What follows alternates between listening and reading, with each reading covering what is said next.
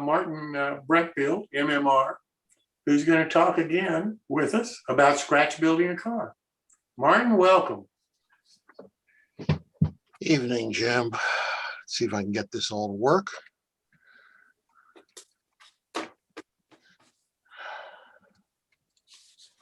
And there we are. Scratch building cars, 8 or 9 or whatever number it is. I'm losing track of these things now.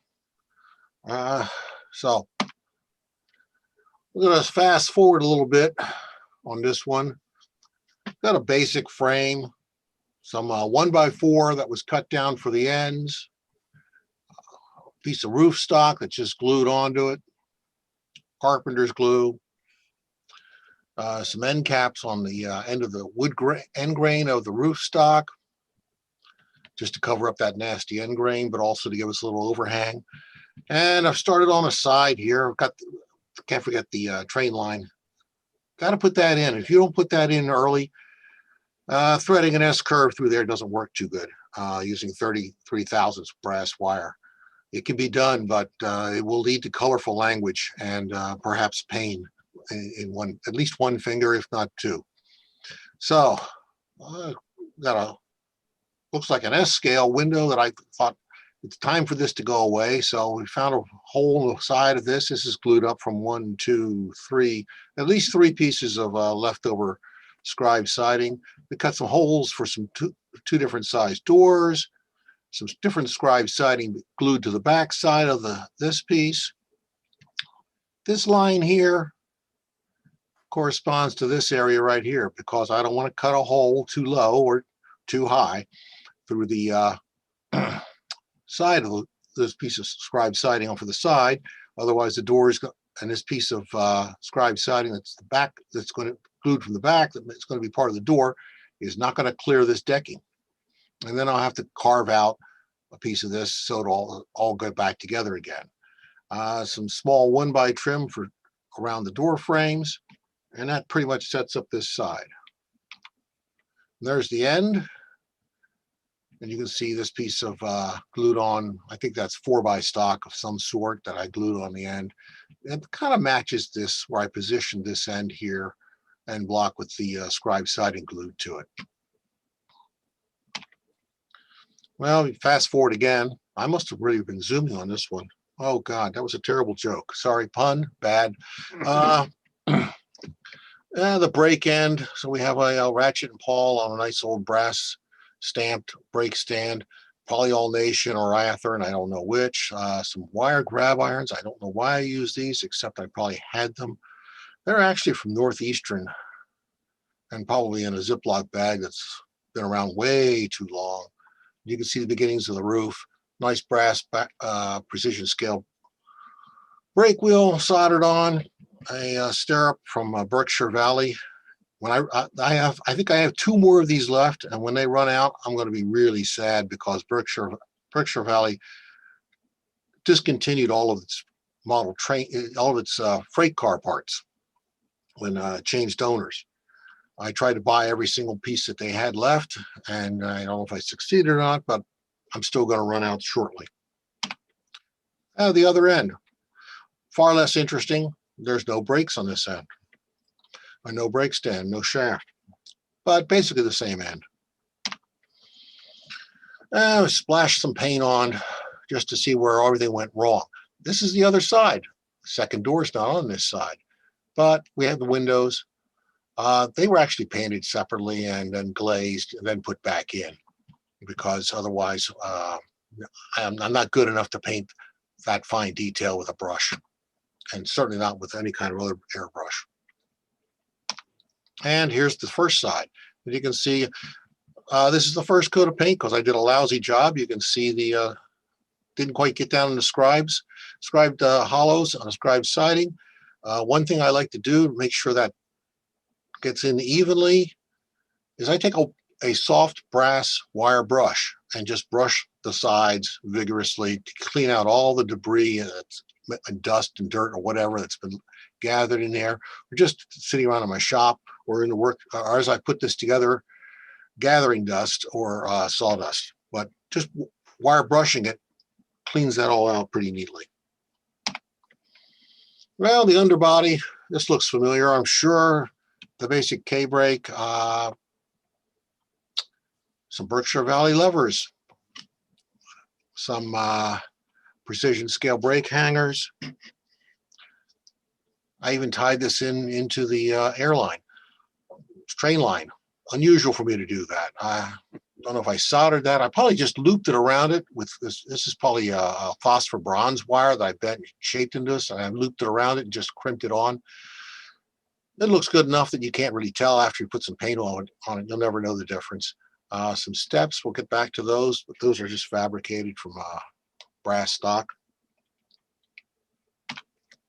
So all kinds of good things here.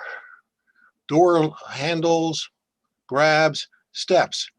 I never claimed to be very good at soldering. I'm working diligently to my way up to adequate. Adequate means you don't burn yourself, probably. And it hasn't happened recently, so I guess I'm almost there. But this is 15 by 60 thousandths brass flat stock. It's Detail Associates. Good luck at finding any. I don't know where that's all vanished to, but it's very difficult to find apparently. But it's just folded up, soldered in place. I hold these things together with a hemostat, clamp the hemostat to a stand, and a drop of ruby flux. I got a bottle of ruby flux at the machinist where I retired from 3 years ago. He gave that to me. It's going to last me probably for the next 10 or 15 years. I don't know where you buy ruby flux, but it's really good. I like it a lot.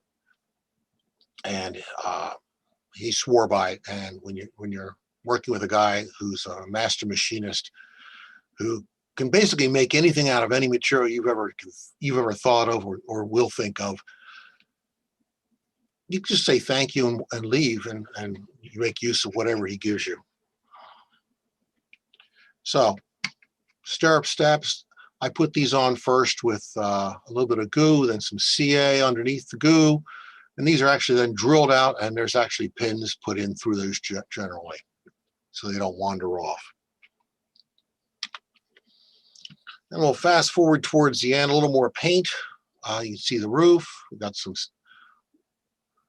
roof walks, just some basic pieces of metal underneath these that I got. I don't remember what those were, where those came from actually now, but that looks like that's a white metal one that I drilled out and put in. I just use a hand drill to put these in through the roof, and just measure the size, drill a hole, plop it in place with a little bit of goo, spin it 180 degrees from where you put it in the first time. It's not going anywhere if you put a little CA in there with it at the same time. Come back with a little steam black or a darker, cleaner black around the base for a little bit of tar. Looks pretty fair. Just touch up all the ironwork and steps with some steam black. And oddly enough, I actually lettered this car. So it's lettered for my own railroad, Cumberland Valley Railroad. It's a fire car, which means you take it when you want to go start the fire, or maybe you take it when you want to go put the fire out. The supplies, whichever way you want to go with it. Almost all my cars have single digit numbers. Well, double digits. Nothing. No. Very few triple digit in the cars. When I run out of triple digits, I'm probably going to have to retire from building cars. This has the tar paper roof that I make out of Panera napkins, multiple layers of it, glued down with 50% carpenter's glue with a layer of covered with paint from Polylark dark gray in this particular case. You can see the other side. Didn't bother to put a letterboard on this car for some reason. I have no idea why. Probably because there was no room. And that's all we're going to do in this car. So we're going to wrap this one up until next time. And if there's any questions, you want to throw something at me about building cars, now's the time to do it. I'm still here. Martin, this is Greg. Yes, sir. You talk about having to put the brake line in before you put everything together. I assume you also have to drill those holes before you put it together. And do you just have a standard place where you always drill them and you always bend the wire the same way?